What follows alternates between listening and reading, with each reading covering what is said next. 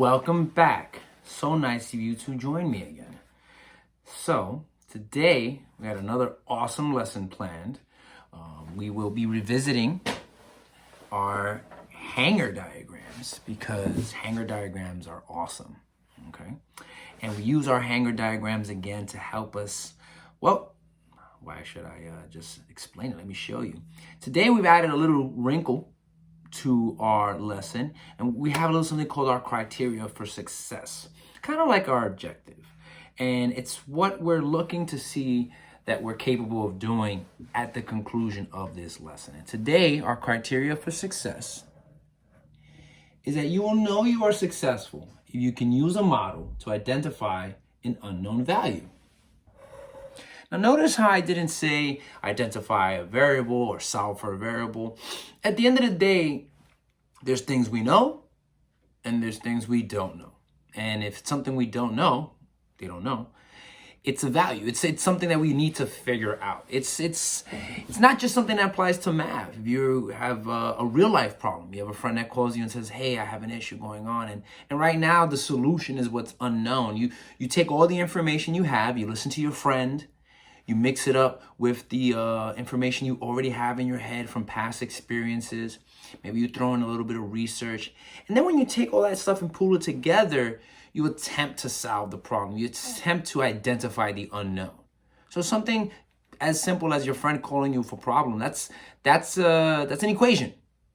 I have this and this is what I'm looking to do. What's the unknown? So that's why we use the concept of using a model to identify an unknown value. All right, we're going to be focusing on Unit 6, Lesson 8, which is after Lesson 7 where we started yesterday. All right, so let's scroll down here. And the title of this is called EitherOr. And it says, explain why either of these equations could represent this hanger. So this is the hanger that they give us. All right, the hanger that they give us. And they give us two equations that could possibly work with them. Now, what I'm going to do is I'm going to take this portion out and I'm going to open up a new document. Okay. Now, some people asked, why am I opening up a new document? Why don't you just work with what you have in right there? And the reason I'm doing that is oftentimes, if we have a lot of work on a page or we're learning a new concept and it's mixed up with a whole bunch of other stuff, it could be very overwhelming. So we want to break these things down. All right, so here we have our hanger. All right, let's center it actually. Can I center my diagram? Yes, excellent. All right. So on one side of our hanger, we have a big rectangle that has the number 14 in it. So building off our previous episode, going to use green to highlight this rectangle because it has the number 14 in it. I'm going to look at the other side of the hanger. It has a number 3.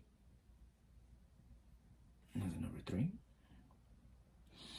And we're going to use our Tiffany blue to highlight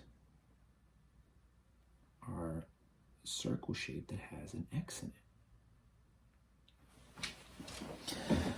I'm going to zoom out just a little bit. As we discussed yesterday, that idea that there aren't the same amount of things on each side of the hanger. But we know the hanger is balanced. We know we have equivalency going on because it's not lopsided.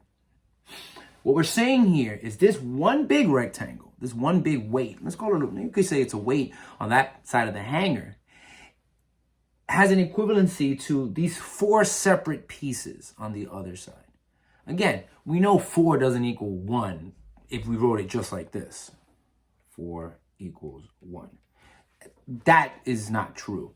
There are situations where 4 equals 1. If you said something like 4 bags of chips was $1, that meant that each bag of chips was 25 cents. So in that instance, you have not so much an equivalency as you have a rate or proportion, relationship. There's other words we use to describe that. In this situation, we're saying that this one big piece, this 14, is equal to the values on this side. So how can we write equations? Well, underneath, they kind of gave us the equations already. They said 14, let's zoom in here a little bit more. A little Mo. Hello, Governor. A little Mo. A little Morer. And a little Morist. Okay, here we go. Explain, and kind of gave it away in the previous directions where it said explain why either of these equations could represent this hanger. So they're telling us, that's beautiful, they're telling us that both of these equations could possibly fit the hanger diagram. Let's see how. So why don't we start with writing our own equation? Doesn't hurt, won't take that long, we got the time. And we want to use our information. We want to use our, and I apologize, I keep playing with the camera today. Still getting used to this whole like being on camera to teach a lesson. How about that? How about now? There we go. And just my wire. Okay.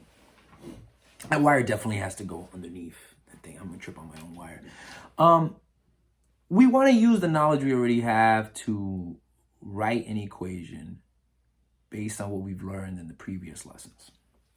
We know an equation has an equal sign. We know over here we have the number 14. Let me see, that's looking good. We know we have an x that shows up twice. Now this is a question I often ask my students. I say, how many variables up there? And a lot of people will quickly say, oh, there's 2. And I learned over the time that I've been teaching that I can't say how many variables there are. What I ask is, what is the variable and how many times does it show up? Not how many are there. That's a very kind of confusing question. Well, the variable is x, and we see it twice, which makes us write 2x. Okay, we work with the 14, we work with the x's, and now we have 2 sets of 3, 3 and 3. What's 3 plus 3? 6. So the equation we came up with to start is 14 equals 2x plus 6. Let's see if that matches any of the equations they gave us. Ah, there it goes right there. Wunderbar. I'm going to highlight this one. Q. Which now begs the question, if the equation we created matches one of them, where did they get this 14 equals 2, open parentheses, x plus 3, close parentheses?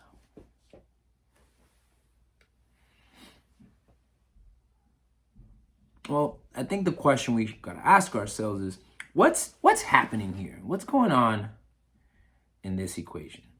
Do we see any math concepts that we may have learned in the past that can be attributed to what's going on here? I'm going to erase this just because we know. It gives you a little bit of think time. Okay. Let's see here.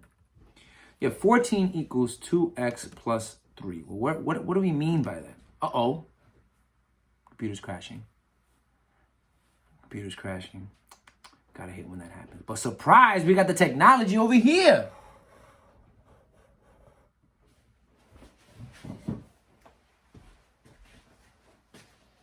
Let's see. Make the quick adjustment. Gotta be able to adapt in these times, you know? Gotta be able to jump in it. The computer crashed, it's having a moment, right? We were left with 14 equals 2x plus 3, all right? Kind of a microcosm of what's going on in the world today. My technology stops working, I gotta be able to adapt, okay? So, we had the hanger diagram, right? We had the 14. We had the x, 3, the x, and the 3. Okay. And the last equation we're working with, the one that we're telling us also applies, is 14 equals 2x plus 3. What we're saying here is this goes back to something we learned a few years ago, or was covered a few years ago in math, the distributive property. Distributive property, what are we saying? Number on the outside of the parentheses is going to be distributed to all the numbers on the inside of the parentheses. Kobe fell. Gotta fix Kobe.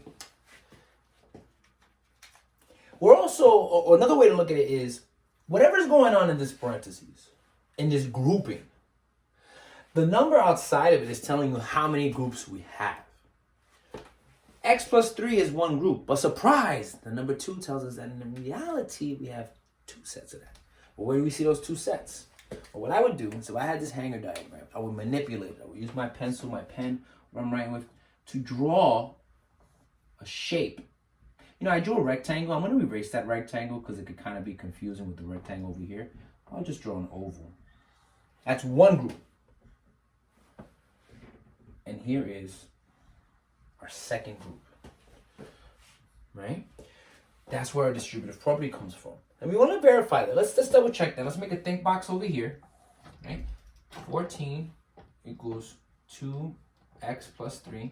My 8th graders out there that have been asking me to go over algebra, here's your time to shine. Okay? Can we see that? Yeah, that's pretty good. I'm going to distribute. 2 times x is 2x. And then 2 times 3 is 6. And if we remember from a few moments ago that original equation we had that we created ourselves, that 14 equals 2x plus 6, here it goes again. So now we see that those equations actually set us up the same for success.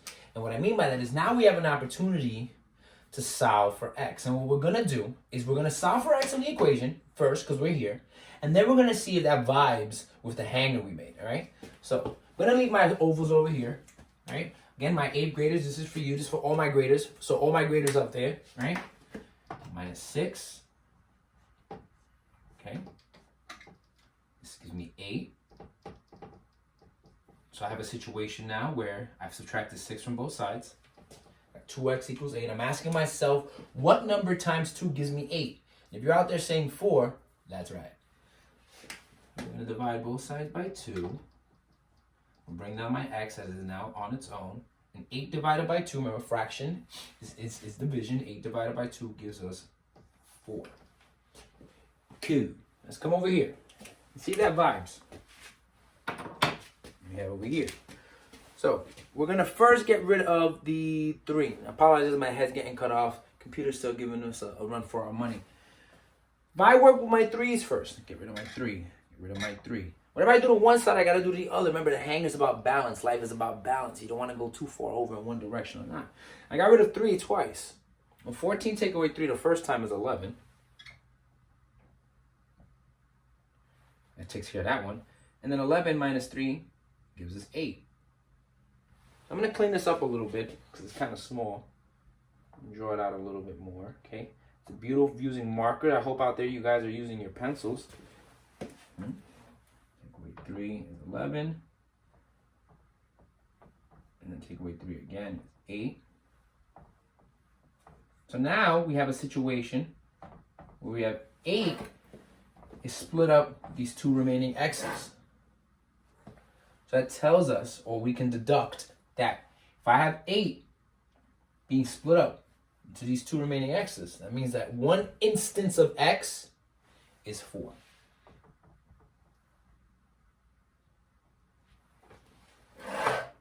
Ooh, I just saw another way to do it. It's gonna involve me getting it a little dirty. Clean it up again. Okay. And this is why this distributive property grouping stuff works really nice. Because now there's another way we can look at it. Another one. Okay, so we have the 14 here. I wonder if I'm as corny on YouTube as I am in real life. Sorry, guys. Okay, we had x plus 3.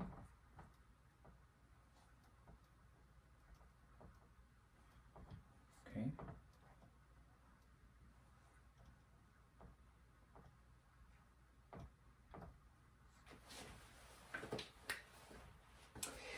My ovals, forgot my ovals. No, I'm too small.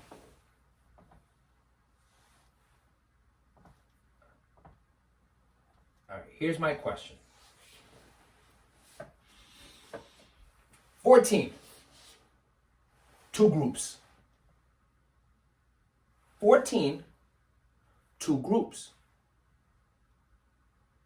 What does the value of each group, what has to be true about the value of each of these groups for this hanger to be balanced? If we're saying that this one big block, 14, is balanced out by two groups, what has to be true about those two groups?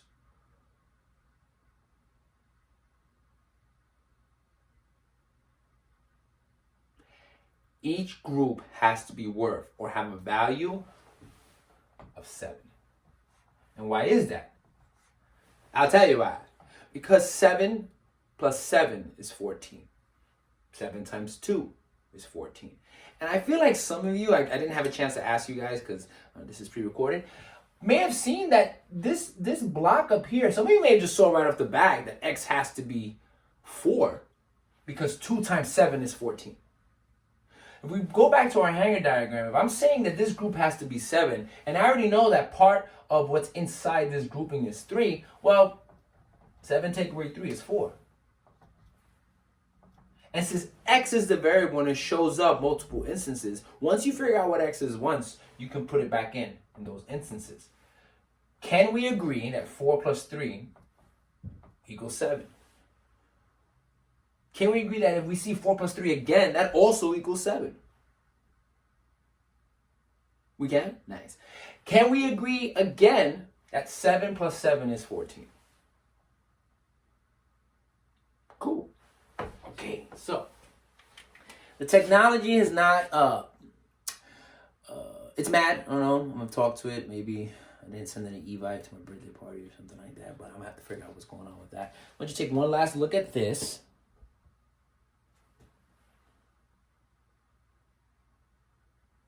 I hope the sound was okay on this because I have my mic all the way over here. Now I have the mic close to me right here. This is my mic. Again, this is a work in progress. Not an expert at this. If you have any questions, problems, or suggestions, you can hit me up. Leave a comment. Keep it nice. Keep it Mr. Nice, not Mr. Not Nice. Mrs. Nice. Again, 705, 706, 707. I miss you guys. I love you guys. And all my other students that are watching this, please take care of yourselves. If you have any questions, please email me, leave a comment. If I find that the sound on this was whack, I'll have to do it again. Okay? Take care.